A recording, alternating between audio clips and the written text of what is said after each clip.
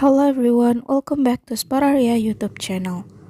Alright guys, so yeah, in this video I would like to share you a tutorial on how to enable spam protection on Redmi Note 14.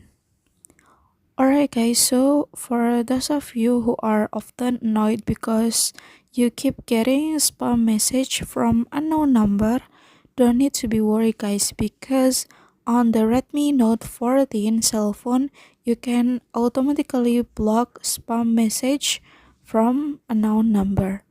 And how to block spam message, you can easily enable spam protection, and how to do that is very easy. So yeah, without any further ado, now let's get started to the tutorial.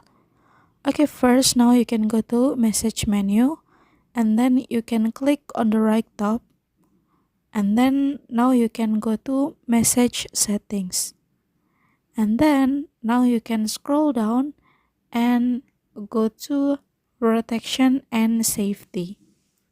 And then now you can enable spam protection so that you will not receive another spam message anymore.